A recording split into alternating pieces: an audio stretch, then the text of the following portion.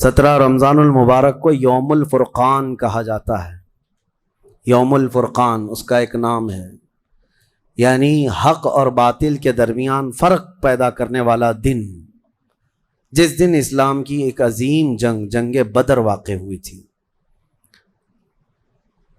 مجھے احباب سے یہ گزارش ہوئی، یہ خواہش ظاہر کی گئی کہ آج اصحاب بدر کے متعلق پھر سے میں یہاں پر ذکر کروں اور ان کے ناموں کی انشاءاللہ آج تلاوت بھی کروں۔ اس کی وجہ یہ ہے کہ ہمیں یہ ضروری ہے کہ ہمارے بچوں میں یہ عظیم تاریخوں کو منتقل کرتے رہیں۔ کربلا تو ہر سال سنتے ہیں، لیکن پھر کیوں سناتے ہیں؟ اس لیے کہ بار بار سننے سے جذبہ جوان رہتا ہے۔ ہمارے بچوں کو یہ کہانیاں نہیں ہیں، بلکہ ان کے جذبوں کو جوان رکھنے اور حوصلوں کو بلند رکھنے والی یہ دوائیاں ہیں۔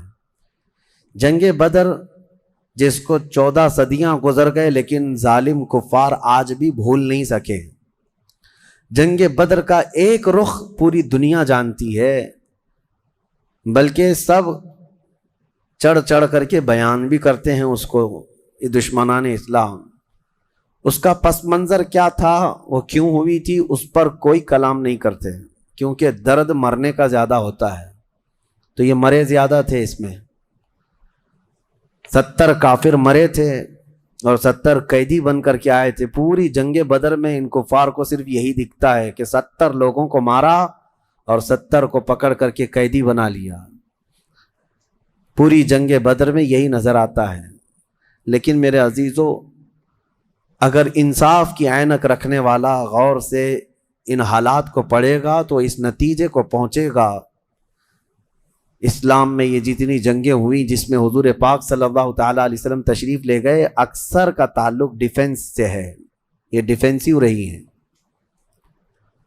اب میں آپ کو ایک چیز بتاتا ہوں، کیونکہ جنگ بدر کے احوال بتانے سے پہلے اس کا پس منظر بتانا ضروری ہے کہ کیوں ہوئی۔ اچھا، یہ بھی میں آپ کو کلیئر بتا دوں کہ یہ پہلی جنگ نہیں ہے، جیسے کہ مشہور ہے نا جنگ بدر، اس سے پہلے بھی چھوٹی چھوٹی جنگیں ہوئی ہیں، لیکن جو بڑی جنگ جس میں مقابلہ ہوا اور جس میں اللہ نے روشن فتح عطا کی، وہ بدر کی جنگ ہے، 17 رمضان المبارک 2 ہجری کو۔ انشاءاللہ میں سیرت کے درس میں عرض کروں گا، جنگ بدر سے پہلے بھی 6 جنگیں ہوئی ہیں تقریباً، جس میں کچھ صحابہ گئے تھے، کچھ میں حضور بھی گئے تھے، کچھ میں ہلکی پھلکی مڑبھیڑ ہوئی اور کسی میں جنگ نہیں ہوئی، لیکن جو بڑی یعنی صف آرا ہو کر جنگ ہوئی تھی وہ جنگ بدر، یہی 17 رمضان المبارک والی، یہ پہلی ہے۔ جیسے کہ ایک بدر اولا بول کر کے ایک جنگ مشہور ہے، اور بدر ثانیہ اس کو کہتے ہیں، یہ 17 رمضان المبارک والی، میں اس کو انشاءاللہ سیرت کے بیان میں عرض کروں گا۔ آج اس پر ہم فوکس کرتے ہیں کہ کیوں ہوئی۔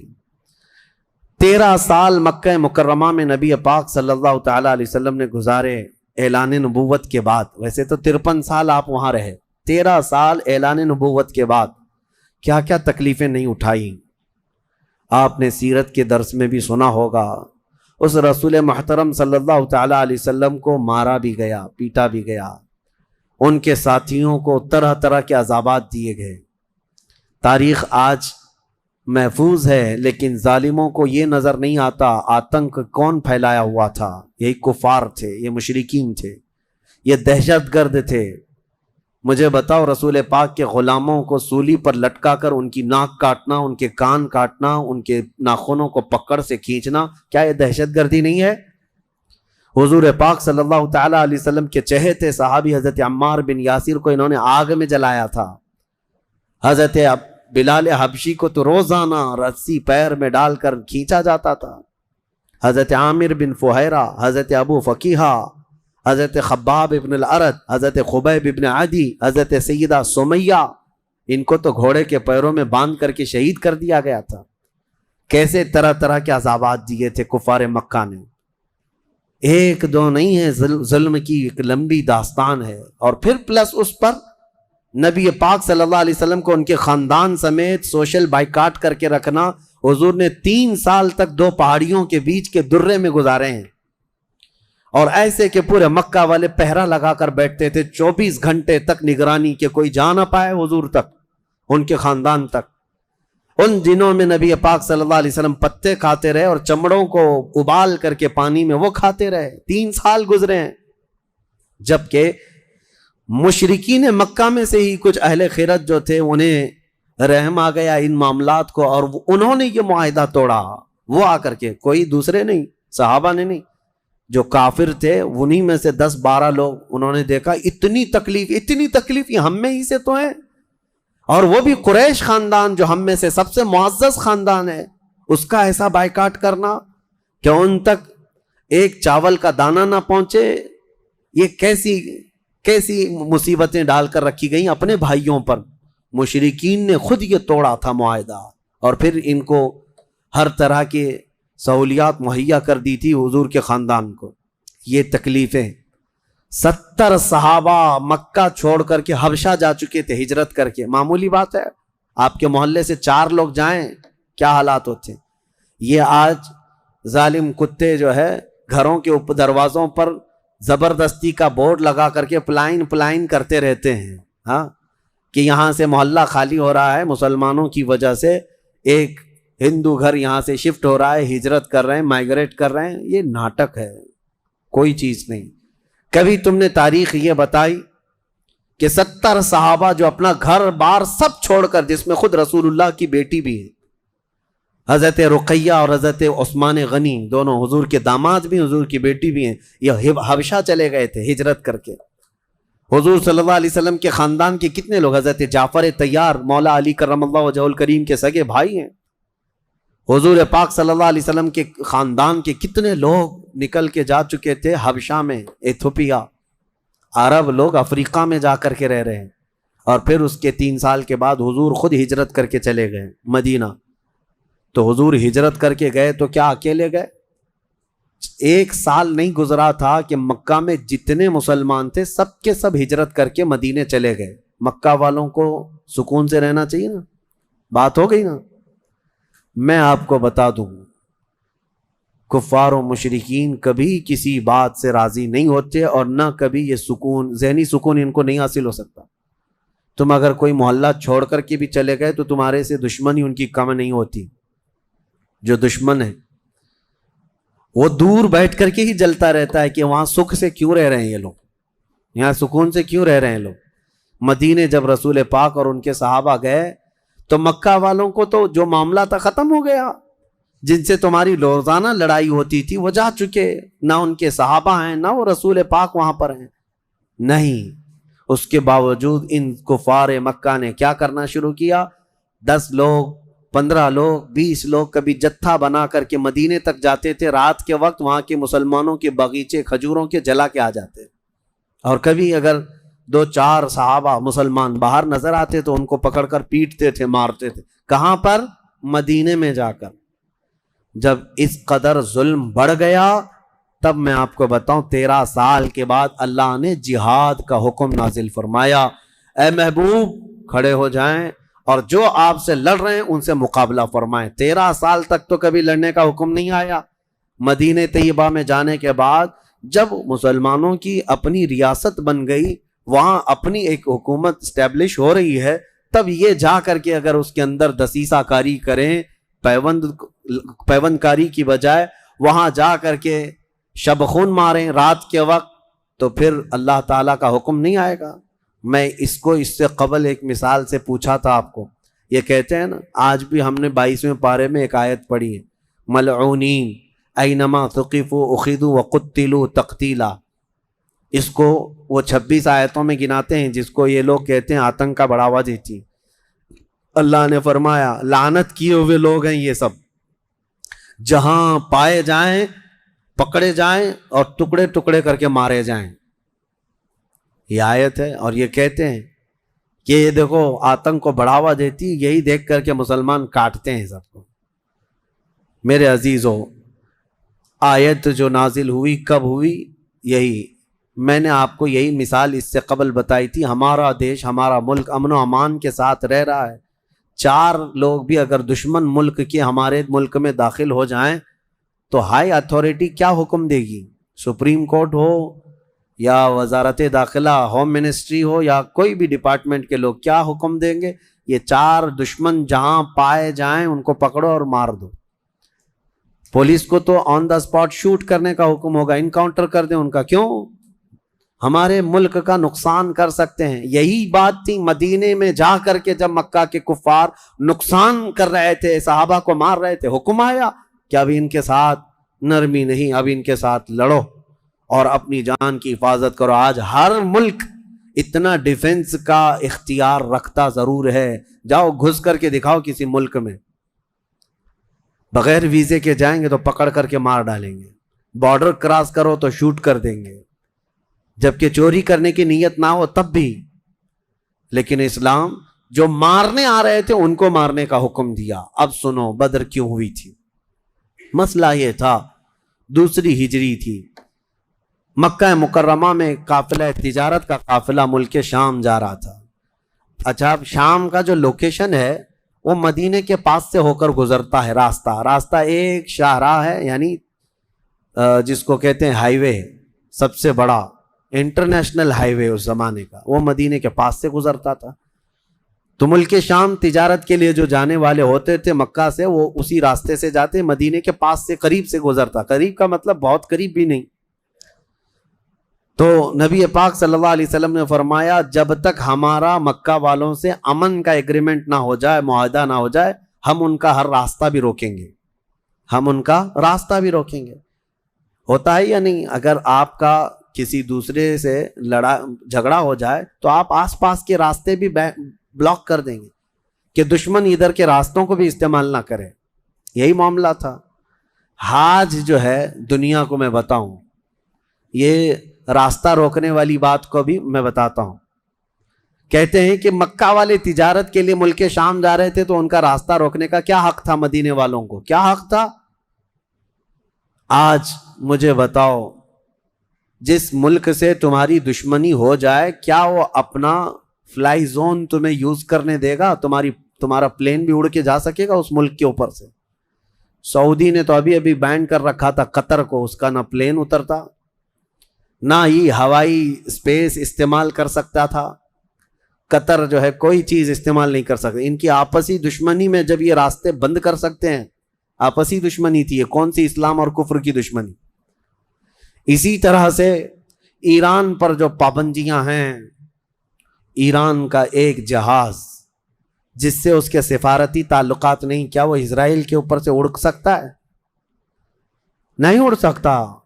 راستے تو آج بھی ان لوگوں نے بند کر رکھے ہیں ایک دوسرے کی تجارت کے, ٹریڈنگ پابندیاں آج بھی چلتی ہیں. 1400 سال پہلے جب نبی پاک صلی اللہ علیہ وسلم نے صرف ان کا راستہ روکنے کی بات کی تو آج یہ پوری دنیا کے جو ماڈرن اپنے آپ کو کہتے ہیں اور بہت زیادہ ویل ایجوکیٹڈ سمجھتے ہیں, ان کے پیٹ میں درد ہونے لگتا ہے کہ یہ کیسا راستہ روکنے والا کیا سسٹم تھا. راستہ روکنے والا وہی سسٹم تھا جو آج تمہارا باپ روکتا ہے امریکہ. جس طرح سے لوگوں کے اوپر تجارت کی پابندیاں لگاتا ہے, جس طرح سے ہائی ڈیوٹی کسٹم لگا کر کے لوگوں کی اکنامک کو گراتا ہے, یہ تو وہی سسٹم ہے نا. لیکن نبی پاک صلی اللہ علیہ وسلم نے ایسا نہیں کیا تھا. صحابہ کرام کو مدینے سے کہا کہ دیکھو اگر ان کا قافلہ تجارت کا شام جا رہا ہے تو ہم جائیں گے, راستہ روکیں گے. حضور اپنے صحابہ کو لے کر نکل پڑے. یہ 17 رمضان جنگ بدر کی بات نہیں کر رہا ہوں, اس سے پہلے کی بات کر رہا ہوں. 6 مہینے پہلے حضور گئے, چند مہینے پہلے یا چند دن پہلے, ایگزیکٹ نہیں کہہ رہا ہوں. تو ابو سفیان قافلہ تجارت کا جو لے کر جا رہا تھا وہ سپہ سالار یا امیر قافلہ تھا. اس کو خبر ہو گئی کہ نبی پاک صلی اللہ تعالی علیہ وسلم اپنے صحابہ کے ساتھ میرا راستہ روکنے آئے ہیں, تو راستہ کاٹ لیا اور ملک شام دوسرے راستے سے پہنچ گیا. حضور پاک صلی اللہ علیہ وسلم کو نہیں ملا. حضور واپس مدینے آ گئے. کئی دن گزرے, ملک شام میں اس نے تجارت کی, خوب نفع کمایا اور واپس مکہ تو جانا تھا. تو مکہ جب جانے لگا تو پھر میرے آقا کو خبر آئی. نبی پاک صلی اللہ علیہ وسلم نے پھر صحابہ سے کہا کہ چلو پھر سے اس کا راستہ روکتے ہیں. پھر گئے, لیکن اس بار ابو سفیان پھر خبر پا کر کے دوسرے راستے سے چلا گیا مکہ. لیکن مکہ پہلے ہی ابو سفیان نے قاصد بھیج دیا تھا, کہا تھا کہ محمد اور ان کے ساتھی تمہاری تجارت کو لوٹ لیں گے، ختم کر ڈالیں گے، قافلہ تمہارے ہاتھ نہیں آئے گا، تم ہماری مدد کے لیے آؤ۔ یہ قاصد مکہ جیسے ہی پہنچا وہاں کھلبلی مچ گئی، سب جمع ہو گئے جتنے خاندان تھے کہ ہمارا بھی مال ہے، ہمارا بھی مال ہے۔ اور ابو جہل تو بھڑکا رہا تھا، خوب بھڑکا رہا تھا، سب کو جمع کر لیا۔ لیکن اتفاق ایسا کہ وہ مکہ والوں کے نکلنے سے پہلے پہلے ابو سفیان اپنی تجارت کا قافلہ صحیح سلامت مکہ لے کر پہنچ گئے، بات ختم ہو گئی، تجارت کا قافلہ آ گیا۔ جو سمجھ بوجھ والے تھے انہوں نے خیر منائی، کہا کہ چلو ہمارا مال پہنچ گیا، اب ضرورت نہیں جانے کی۔ لیکن ابو جہل کسی بات پر خاموش نہیں تھا، کہا کہ نہیں، ہم محمد اور ان کے ساتھیوں کو مزہ چکھائیں گے کہ انہوں نے روکنے کی کوشش کیوں کی۔ اگر آج ہم ان کا مقابلہ نہیں کریں گے تو آگے ہماری تجارت کے لیے بڑے مسئلے پیدا ہو جائیں گے۔ اور اس کے بعد سب کو بھڑکاتا رہا، کتنے بہت سارے چھوڑ کر چلے گئے، لیکن پھر بھی ابو جہل کے بہکاوے میں جتنے آئے وہ 1000 کی تعداد میں تھے، اور وہ لوگ پورے ہتھیار سے لیس ہو کر ساز و سامان سب لے کر کے نکل پڑے مدینے آنے کے لیے، کہ مدینے جا کر کے ان کا سب اینٹ سے اینٹ بجا کر کے آئیں گے۔ اب نبی پاک صلی اللہ علیہ وسلم راستے میں نہیں تھے، 2 بار گئے اور واپس آئے، قافلہ روکنے کے لیے واپس آئے۔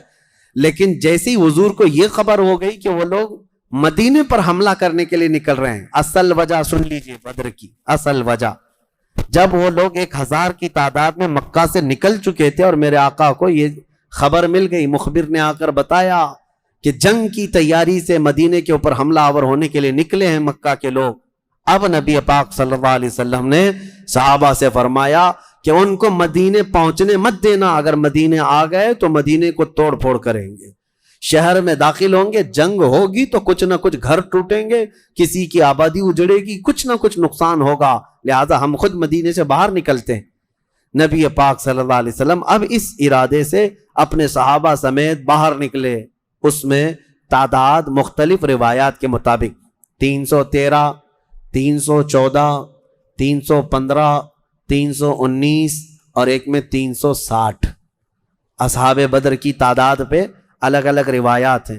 313 صحابہ کی روایت بہت سارے محدثین نے روایت کی ہے، اور 360 کی بھی روایت ہے، 360 لوگ بھی تھے۔ بہرحال وہ اس طور پر کہ بچے دوسرے لوگ سب ملا کر کے کسی نے شمار کیا اور کسی نے صرف خالص جنگ کرنے والوں کو شمار کیا۔ اس میں سارے بڑے بڑے اجلہ صحابہ ہیں، سیدنا ابو بکر صدیق، سیدنا عمر فاروق، سیدنا حیدر کرار، علی مرتضیٰ رضی اللہ تعالیٰ، دیگر اصحاب۔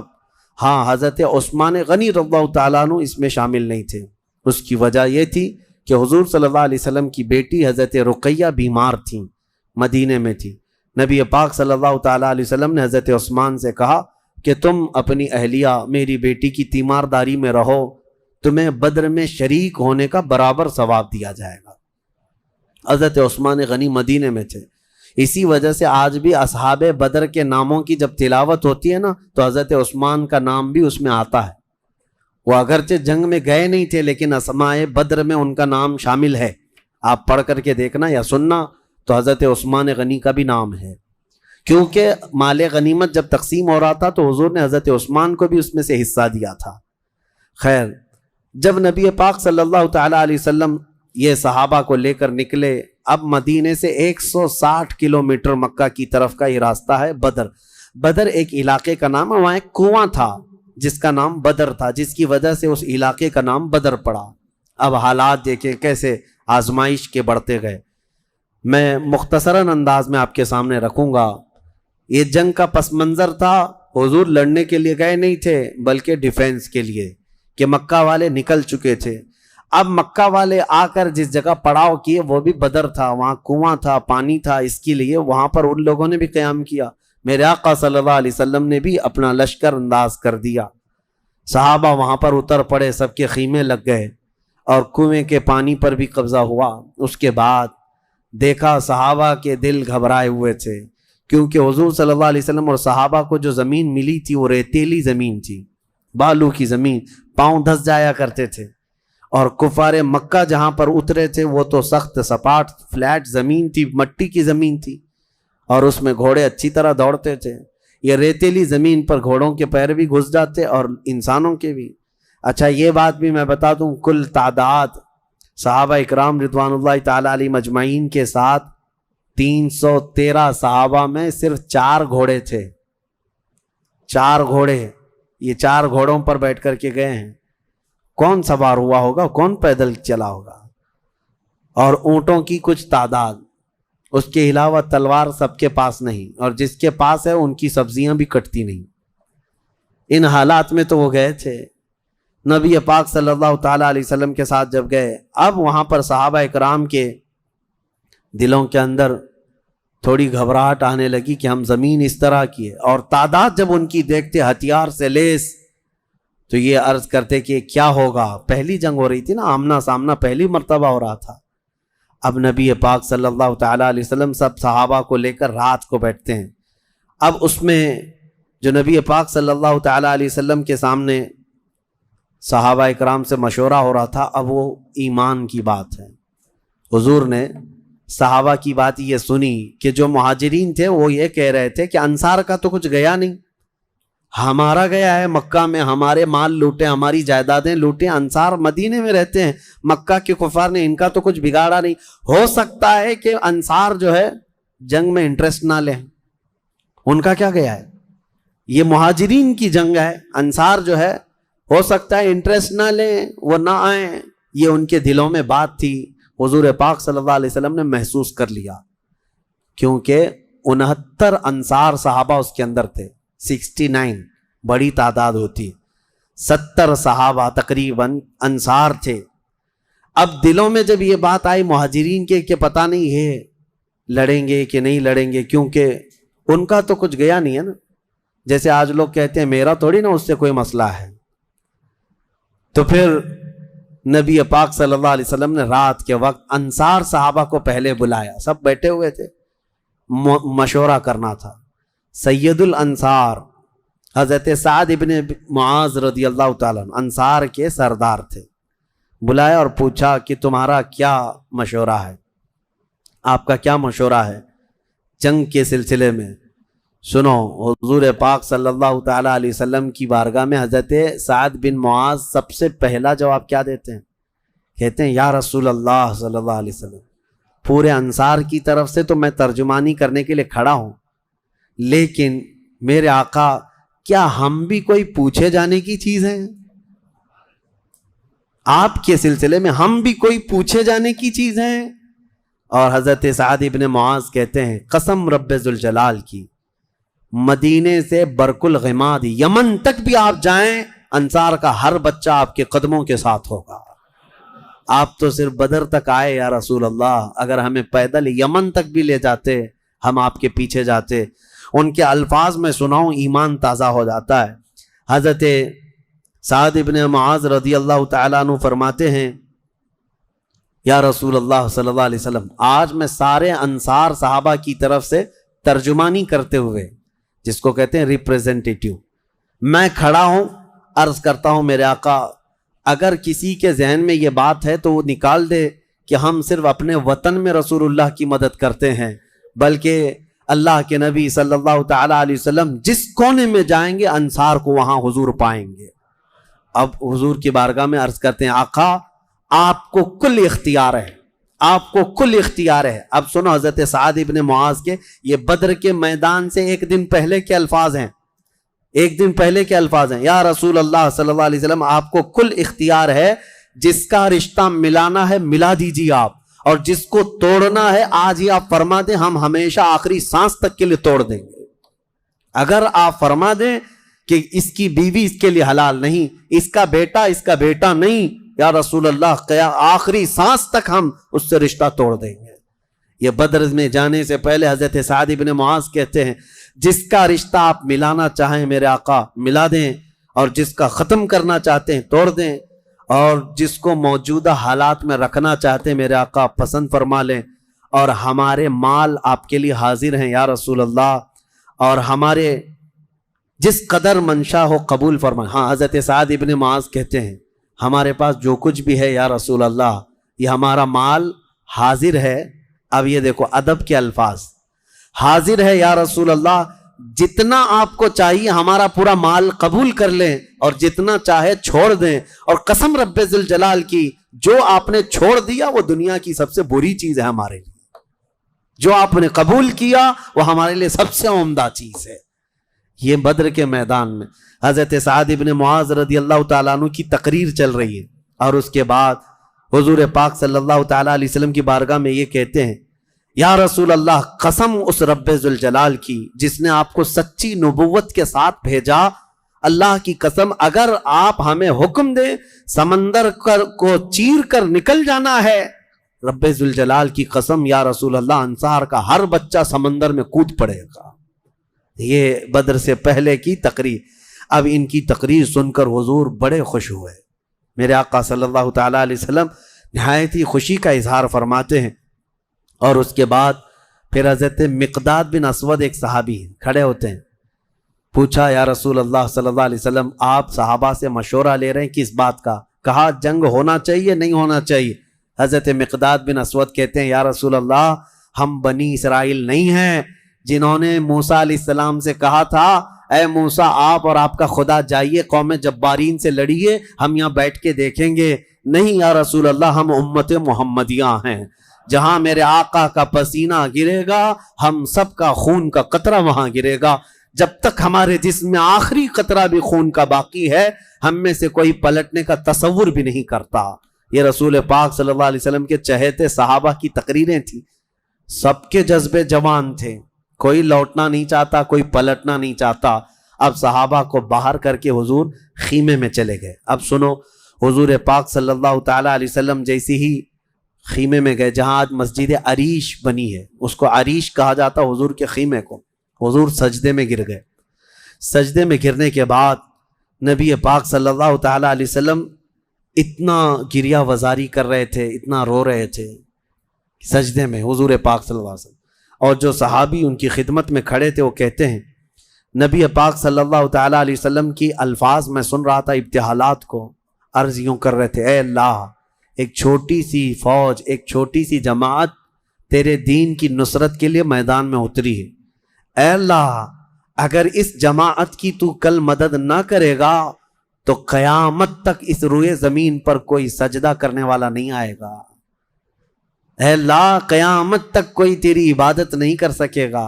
یہ محبوبانہ انداز ہے میرے آقا کا، یہ کوئی دھمکی نہیں اللہ کو، رب تعالیٰ کی بارگاہ میں گڑ گڑانا کہ مولا اگر ان کی مدد نہیں کرے گا تو پھر کون تیری عبادت کرے گا۔ اور اس کے بعد اچانک حضور صلی اللہ علیہ وسلم اٹھے سجدے سے، پیشانی چمک رہی تھی اور حضور مسکرا رہے تھے۔ دو صحابہ کھڑے تھے، کہا یا رسول اللہ صلی اللہ علیہ وسلم، آپ اتنی گریہ وزاری کرتے کرتے بھی مسکرانے لگے۔ کہا میرے رب نے میری ڈھارس بندھا دی، مبارک ہو، بشارت ہو، میں نے ابھی ابھی جبرائیل کو جنگی لباس پہن کر اترتے دیکھا ہے، جبرائیل امین آ گئے ہیں۔ وہ صحابہ دوڑے دوڑے گئے، باہر جا کر کہے مبارک ہو اللہ کے نبی کو مدد آ گئی ہے۔ ابھی رات کا حصہ گزرا نہیں تھا کہ بارش برسنے لگ گئی۔ میرے آقا نے فرمایا میرے صحابہ اللہ کی دوسری مدد آ گئی۔ صحابہ نے پوچھا یہ کیسے؟ کہا جاؤ میدان میں دیکھو، ریت کی زمین پر بارش ہوئی تھی تو ریت پوری جمع ہو گئی، مضبوط ہو گئی، اور کافروں کی زمین پر بارش برسی تو کیچڑ ہو گیا، ان کے پیر پھسلنے لگ گئے، ان کے گھوڑے بدکنے لگ گئے، اور صحابہ کے پیر ریت میں بالکل مضبوط جم کر رہ گئے۔ حضور نے فرمایا بارش بھی اللہ نے تمہاری مدد کے لیے نازل فرمائے۔ صبح اٹھتے ہیں، صبح ہوتی، حضور اکرم نہیں رات کے وقت ہی، ابھی رات کا وقت ہے، صحابہ کے دل کی تسلی کے لیے میرے آقا اپنے ہاتھ میں ایک چھڑی لے کر جاتے ہیں میدان میں، صحابہ پیچھے پیچھے ہیں، لکیر کھینچا، حضور نے فرمایا کل یہاں ابو جہل گر کے مرے گا۔ دوسری لکیر کھینچا اور کہا یہاں عتبہ مرے گا۔ تیسری لکیر کھینچ کر کہا یہاں شیبہ مرے گا۔ یہ بڑے بڑے پہلوانوں کے نام حضور گنا رہے تھے۔ صحابہ دل ہی دل میں خوش ہو رہے تھے، ان کا یقین کامل اتنا تھا نبی نے جو فرما دیا وہ ہو کر رہے گا۔ رات کے وقت ہی صحابہ کو یہ معلوم تھا ان کفار کے کتنے وکٹ گرنے والے ہیں، کتنے پہلوان زمین بوس ہونے والے ہیں، کتنے موت کی گھاٹ پہنچنے والے ہیں۔ صحابہ کو یہ معلوم ہو گیا تھا اور دل چوڑے تھے، سینے کشادہ تھے۔ صبح ہوتی ہے، نبی پاک صلی اللہ تعالی علیہ وسلم ابھی اپنے خیمے میں تھے، عریش میں، میدان بدر کے خیمے میں تھے۔ ایک صحابی دوڑتے ہوئے آتے ہیں، آ کر کے بارگاہ مصطفیٰ میں عرض کرتے ہیں یا رسول اللہ صلی اللہ علیہ وسلم ہماری تعداد بڑھ گئی، ہماری تعداد بڑھ گئی۔ حضور پاک صلی اللہ علیہ وسلم سے وہ کہہ رہے ہیں پہلے کافروں کی تعداد اتنی زیادہ تھی، 1000 کی تعداد، صحابہ دیکھتے گھبرا جاتے، اور اس پر وہ کمینے کیا کر رہے تھے؟ رات بھر ناچ رہے تھے، گانے گا رہے تھے، کباب بھون رہے تھے اور نعرے لگا رہے تھے جیت ہماری، جیت ہماری، جیت ہماری، جیت ہماری۔ ان کے الفاظ تھے، اشعار گنگنا رہے تھے، اور رات بھر کھانا پینا، رقص سرور، ڈھول باجے سب چلتا رہا، اور ادھر صحابہ عبادت میں مصروف ہیں، اللہ کی بارگاہ میں گڑ گڑا رہے ہیں۔ اور صبح جب ہوئی تو ایک صحابی دوڑتے ہوئے آئے، کہا میرے آقا ہماری تعداد بڑھ گئی ہے، 313 نکلے تھے لیکن میدان میں اب بہت زیادہ ہو گئے ہیں ہم لوگ۔ حضور پاک صلی اللہ علیہ وسلم نے فرمایا میرے چہیتے جاؤ، وہ ہماری تعداد نہیں، اللہ کے ملائکہ آ چکے، اللہ کے فرشتے آ چکے تمہارے اس فوج کے اندر۔ صحابہ کہتے ہیں جب میدان میں ہم اترے، اب یہ 17 رمضان المبارک جمعہ کا دن تھا، یوم البدر، یوم الفرقان جس کو کہتے ہیں۔ میرے عزیزو، اسلام کی عظیم تاریخ پنہاں ہے، اس میں عظیم تاریخ پنہاں ہے۔ نبی پاک صلی اللہ تعالی علیہ وسلم کی طرف سے میدان بدر میں سب سے پہلے اترنے والے کون لوگ تھے؟ کون لوگ تھے؟ سب سے پہلے نبی پاک صلی اللہ تعالی علیہ وسلم کی طرف سے حضرت امیر حمزہ رضی اللہ تعالیٰ، دوسرے حضرت ابو عبیدہ بن جراح، تیسرے حیدر کرار شیر خدا علی مرتضی رضی اللہ تعالیٰ عنہ۔ یہ تینوں حضرات اترے، اور ان کے مقابل میں جو کفار آئے تھے وہ اپنے اپنے وقت کے بڑے بڑے پہلوان تھے، بڑے بڑے پہلوانوں کو انہوں نے اتارا تھا میدان بدر میں۔ اور جب مقابلہ ہوا تو سب سے پہلا وار حضرت امیر حمزہ کا سامنے والے پر پڑا، وہ گاجر کی طرح کٹ کر گر گیا ایک ہی وار میں۔ حضرت ابو عبیدہ بن جراح زخمی ہوئے، سامنے والے سے تھوڑے زخمی ہوئے، پھر حضرت حمزہ نے وہ بھی محاذ سنبھالا اور ان کے مقابل کو بھی مار کر گرایا۔ ادھر حضرت علی کرم اللہ وجہہ الکریم کی عمر کم تھی، اس وقت ان کی عمر زیادہ نہیں تھی، 22 سال کی عمر یا 25 سال کے اس وقت کی عمر تھی حضرت علی کرم اللہ وجہہ الکریم کی۔ اس وقت حضرت علی جب آئے بالکل جوانی، یعنی 20-22 سال کی عمر، مولا علی کرم اللہ وجہہ الکریم نے اس سے جب مقابلہ کیا تو ذوالفقار حیدری نے ایسا ضرب لگایا کہ اس کی لوہے کی ٹوپی کاٹتے ہوئے 2 ٹکڑے ہو گئے۔ پہلی مرتبہ بدر کے میدان میں آواز آئی تھی سارے صحابہ کی اللہ اکبر، یہ نعرہ تکبیر تھا جو سب سے پہلے بلند ہوا۔ فرماتے ہیں اس آواز کی ہیبت ایسی تھی کہ کفار کے خیمے ہل گئے اور ان کی صفوں میں ہلچل مچ گئی، دہشت طاری ہو گئی۔ صحابہ کے اسی نعرے کو دیکھ کر علامہ اقبال نے شعر کہا تھا، یہ نکلے تھے مڑی ہوئی تلواریں لے کر، کٹی ہوئی اور زنگ آلود تلواریں لے کر جن سے سبزی نہیں کٹتی تھی، لیکن جب نعرہ لگائے تھے اللہ کی مدد ایسی آئی تھی کہ یہ سب زمین بوس ہو گئے دشمن۔ اقبال نے کہا تھا کفر دم توڑ دے گا ٹوٹی ہوئی شمشیر کے ساتھ، کفر دم توڑ دے گا ٹوٹی ہوئی شمشیر کے ساتھ، گر تم نکلا جاؤ ایک بار نعرہ تکبیر کے ساتھ۔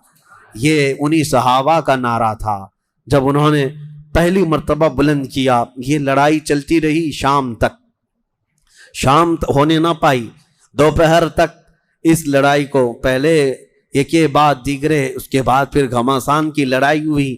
لیکن کفار مکہ میں سے کچھ لوگ کہتے ہیں ہم تو بڑے حوصلوں سے آئے تھے لڑنے کے لیے، بڑے حوصلوں سے آئے تھے، جن کو یہ مدینے میں مکہ میں پکڑ کے مارتے تھے وہ آج ان کے مقابل میں تھے، کوئی کسی کا غلام تھا، کوئی کسی کا رشتہ دار بھی تھا، لیکن مقابلے میں جب آئے وہ کفار مکہ کہتے ہیں ہم تو بڑے ہمت کے ساتھ لڑنے کے لیے آئے تھے، لیکن جب ہم لڑنے جا رہے تھے تو ہمارے مقابل میں اجنبی لوگ آ رہے تھے، اجنبی لوگ آ رہے تھے، اور ان کی ہیبت ایسی طاری ہوتی کہ ہم نے ان کو نہ مکے میں کبھی دیکھا تھا نہ مدینے میں کبھی دیکھا تھا۔ یہ وہ بدری ملائکہ تھے جو جبرائیل امین کی سپہ سالاری میں آئے تھے۔ اب یہاں ایک بات میں بتانا چاہتا ہوں، ایک فرشتہ اتر جائے کافی ہے۔ آپ کو پتا ہے قوم شعیب جب نافرمانی کر رہی تھی تو اللہ تعالیٰ نے عذاب کیا بھیجا تھا؟ جبرائیل امین علیہ السلام کو اتارا تھا، انہوں نے ایک چیخ ماری تھی، چنگھاڑ، اور ان کی آواز کی ہیبت سے جتنے پہاڑوں میں تھے یہ قوم شعیب سب کے بھیجے کانوں سے نکل آئے تھے اور زمین پر گر کر مر گئے تھے۔ تو یہاں جبرائیل امین اکیلے آ جاتے، صرف آواز لگاتے، کسی کو تلوار اٹھانے کی بھی ضرورت نہیں، یہ 1000 پورے کیڑے مر جاتے۔ لیکن یہ وجہ کیا ہے؟ مفسرین نے فرمایا یقیناً ایک فرشتہ بھی مدد کے لیے کافی ہوتا، لیکن اللہ نے بدر کے میدان میں 5000 فرشتے اتارے، یہ عظمت مصطفیٰ کے لیے، یہ رسول اللہ کی عظمت کے لیے۔ کبھی کبھار تعداد جو ہے وہ شان بتانے کے لیے ہوتی ہے، عظمت بتانے کے لیے ہوتی ہے۔ ہاں ایک جھنڈا کافی ہوتا ہے، لیکن کبھی 10 جھنڈے لگاؤ تو اس کی عظمت بڑھ جاتی ہے۔ ہاں 2 باڈی گارڈ کافی ہوتے ہیں، لیکن 10 کھڑے ہو جائیں تو اس کی ہیبت اور طاری ہوتی ہے۔ یہ ایک انسانی ذہن بنا ہوا ہے۔ اللہ تبارک و تعالیٰ نے اپنے محبوب کی عظمت شان کی وجہ سے 5000 ملائکہ کو اتارا۔ اب یہ جنگ ہوتی رہی، اس میں صحابہ تو لکڑیوں سے جنگ کرتے رہے، سب تلواروں سے نہیں، کچھ صحابہ تو لکڑیوں سے جنگ لڑتے رہے، اور لکڑیوں سے کئی کو مار کے گرایا، اور 70 جو ہے موت کے گھاٹ اتر گئے۔ اور اس میں معمولی 70 نہیں تھے، بڑے بڑے گرو گھنٹال تھے، جتنے بھونکتے تھے مکہ میں بیٹھ کر۔ ابو جہل مر گیا، حضرت بلال حبشی کا آقا امیہ بن حرب وہ مر گیا، اور کئی ایسے بڑے بڑے عتبہ شیبہ جیسے بڑے بڑے کافر، یہ سب کے سب موت کے گھاٹ اتر گئے۔ بدر کی ایک لڑائی ایسی کہ اچھوں کی جڑ کاٹ کر رکھ دیا۔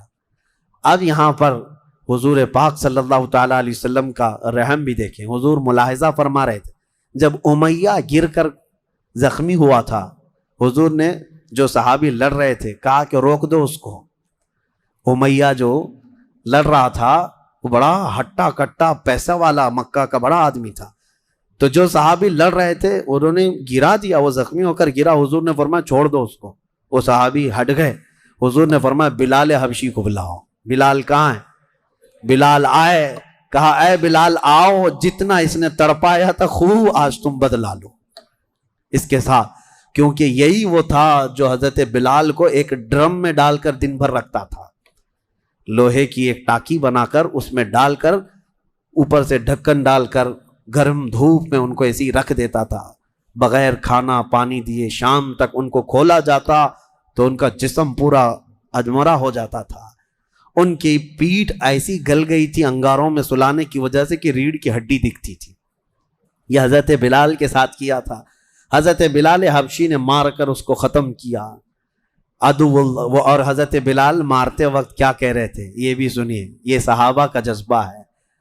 کہتے ہیں اس کو قتل کیا اور یوں کہا انت عدو اللہ وعدو رسولنا، میں نے تجھے مار دیا ہے اس لیے کہ تو اللہ کا اور میرے حبیب کا دشمن تھا، یہ نہیں کہ مجھے تڑپاتا تھا، یہ نہیں کہ تو نے مجھے بہت مارا ہے اب چکھ لے مزہ۔ حضرت بلال یہ کہتے ہیں تو اللہ کا دشمن تھا اور میرے مصطفیٰ کا دشمن تھا، میں نے تجھے ختم کیا۔ یہ بدر کی وادی میں حضرت معاذ اور معوذ بن عفراء رضی اللہ عنہما، 2 چھوٹے بچوں پر جہاد تو ہے نہیں، لیکن یہ ضد کر کے اصرار کر کے حضور کے پاس آئے تھے، کہا ہمیں اجازت دے دے۔ میرے آقا نے ان کو اجازت دی تو یہ جنگ میں شریک ہوئے۔ حضرت عبد الرحمن بن عوف کہتے ہیں صاحب بڑے بڑے صحابہ، جنگ کے میدان میں نفسا نفسی کا عالم ہوتا ہے، اپنا ڈیفنس کرنا ضروری ہوتا ہے، کہاں سے تیر آئے کہاں سے تلوار آئے، لیکن یہ 2 بچے اس طرح سے میدان میں ہیں کہ حضرت عبد الرحمن بن عوف سے کہتے ہیں چچا ہمیں ایک بات بتائیے، ابو جہل کس کا نام ہے؟ حضرت عبد الرحمن بن عوف کہتے ہیں میں ہنس پڑا، ان کی عمر 13 سال کے آس پاس کی تھی۔ کہتے ہیں یہ کیا کرو گے تم؟ وہ سردار قریش ہے، پہلوان ہے مکہ کا۔ ان بچوں نے کہا ہم نے دیکھا تو نہیں مگر سنا ہے اس خبیث کے بارے میں کہ وہ ہمارے آقا کو گالیاں دیتا ہے، وہ ہمارے نبی کو گالیاں دیتا ہے۔ یہ اصل محافظین مصطفیٰ تھے، محافظین ناموس رسالت تھے، نبی پاک صلی اللہ علیہ وسلم کی عزت کے لیے۔ میرے عزیزو یہ بچے کھیلنے کے لیے ضد نہیں کر رہے تھے، جان ہتھیلی پر لانے کے لیے ضد کر رہے ہیں۔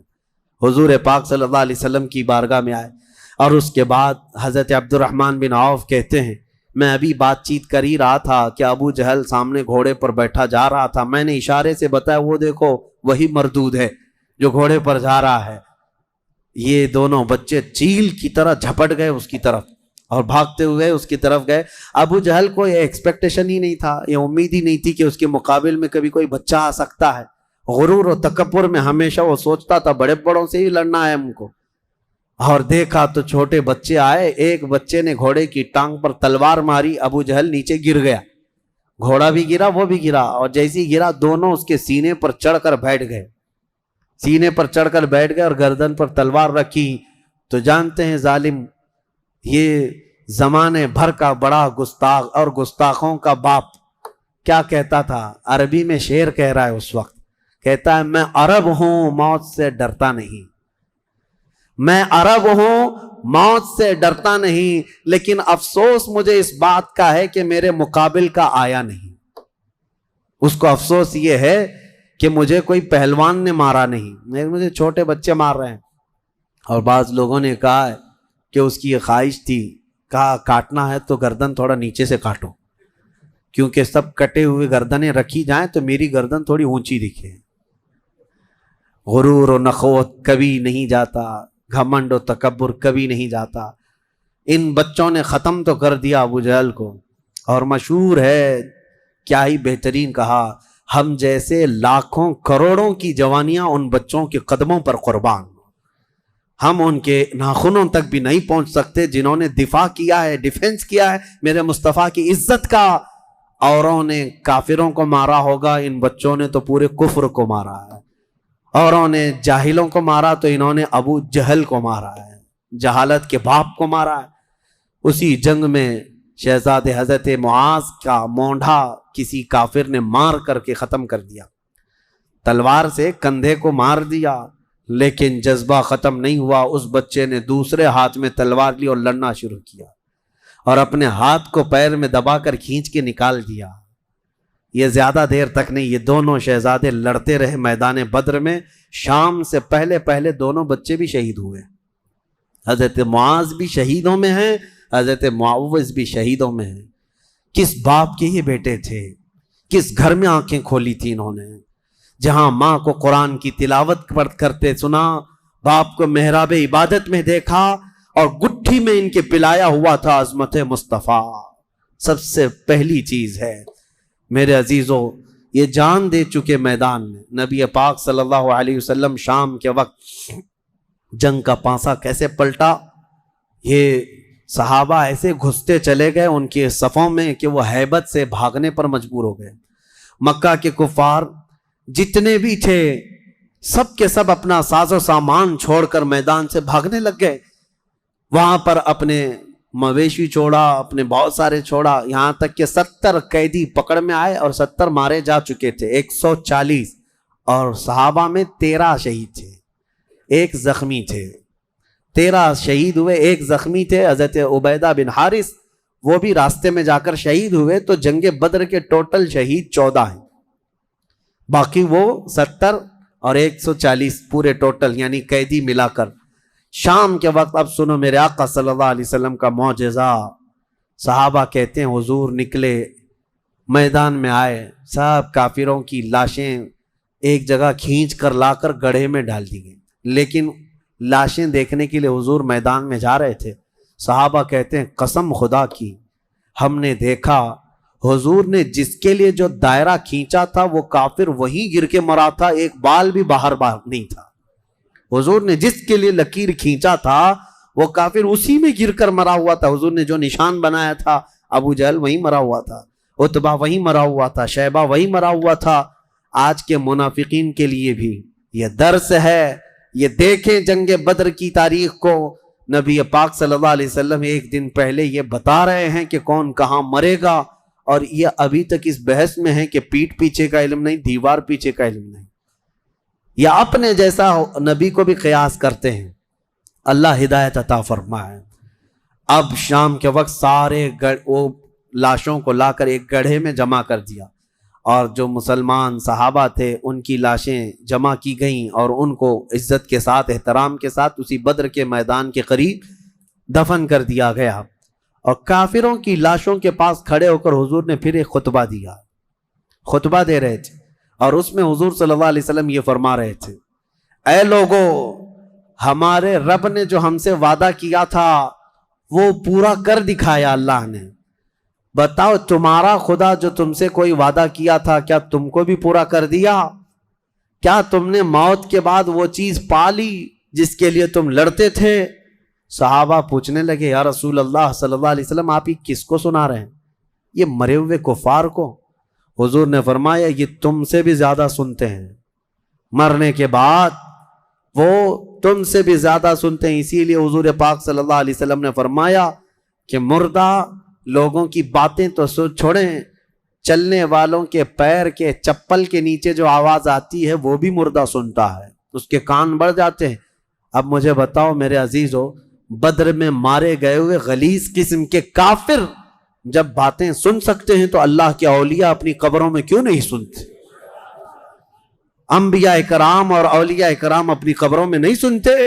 ہم جاتے ہیں اور اسی یقین کے ساتھ جاتے ہیں کہ وہ قبروں میں ہماری باتوں کو سنتے بھی ہیں، اور اللہ نے ان کو تصرف اور اختیار دیا ہو تو ہمارے حق میں اللہ کی بارگاہ میں سفارش بھی کرتے ہیں۔ یہ ہے جنگ بدر۔ اس کا خلاصہ یہی ہے کہ وہ اگرچہ 313 نہتے تھے لیکن یقین کامل تھا۔ اسی کو اقبال نے کہا ہے، یقین محکم عمل پہ ہم، جہاد محبت فاتح عالم، جہاد زندگانی میں ہیں یہ مردوں کی شمشیریں۔ کہ یہ وہ صحابہ تھے، ان کے بارے میں وہ کہتے ہیں اللہ کے شیروں کو آتی نہیں روبائی، اللہ کے شیروں کو آتی نہیں روبائی۔ یہ لومڑی کی طرح نہیں رہتے بلکہ ان کا عزم حوصلہ بڑا جوان تھا، اور میدان میں اترے تھے تو نہ یہ تلواروں کے بھروسے آئے تھے نہ ہاتھی گھوڑوں کے بھروسے آئے تھے، بلکہ ان صحابہ کا صرف یقین یہ تھا اللہ ہمارے ساتھ ہے، رسول ہمارے ساتھ ہے۔ اے مومنوں، آج اس بدر کی تاریخ کے بعد میں آپ سے بھی یہی کہنا چاہوں گا، آج جتنے بھی ابو جہل ناچ رہے ہوں ان کو ناچنے دو اور پکار کر کہو ان اللہ معنا، بے شک اللہ ہمارے ساتھ ہے، بے شک اللہ ہمارے ساتھ ہے۔ آزمائش ہوگی، امتحان ہوگا، کچھ تو مریں گے کچھ تو کٹیں گے، لیکن غلبہ حق کا ہی ہوگا۔ حل الحق یعلو ولا یعلی علیہ، فرمایا گیا حق ہمیشہ بلند ہو کر رہے گا، اس کے اوپر کوئی غالب نہیں آئے گا۔ ہو سکتا ہے صدیوں تک اس کو کوئی پکڑ کر کے رکھے، حق کو گرفتار کر کے رکھے، لیکن کبھی بھی وہ اس طرح نیست و نابود نہیں کیا جائے گا۔ قیامت تک حق کو بلند ہونا ہے۔ اللہ کریم ہم سب کو حق جماعت کے ساتھ زندہ رکھے اور ہمیں غلبہ اسلام کا وہ سنہرا دور عطا فرمائے، جب ہم دیکھیں ہمارے ہر گھر سے آواز آئے لبیک یا لبیک یا لبیک یا۔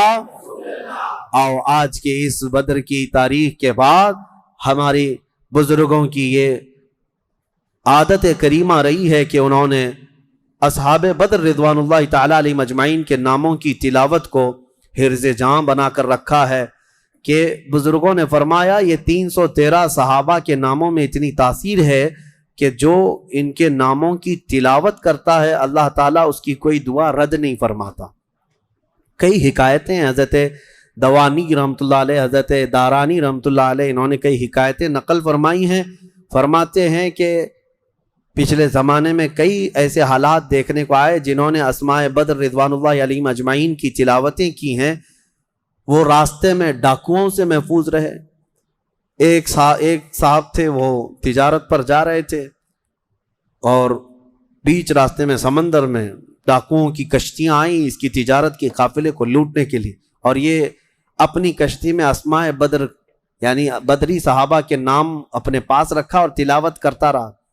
رات کے وقت کئی جگہ سے ڈاکوؤں نے حملہ کیا تو یہ اکیلا تھا، کہتا ہے میرے پیچھے سے اچانک ایک فوج آئی اور پھر وہ اچانک ان ڈاکوؤں سے لڑنے لگی، اتنا لڑی کہ وہ سب ڈاکوؤں کو مار کر ختم کیا، پورا پانی خون سے لال لال تھا۔ میں پڑھ کر کے دیکھا کہ یہ کون ہے، مدد کے لیے آئے ہیں۔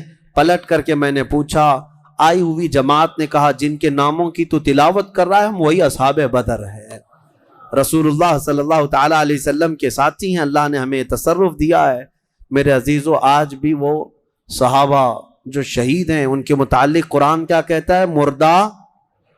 مردہ مت سوچو بھی مت، کہنا تو دور کی بات ہے، اللہ نے فرمایا وہ زندہ ہیں تمہیں اس کا شعور نہیں۔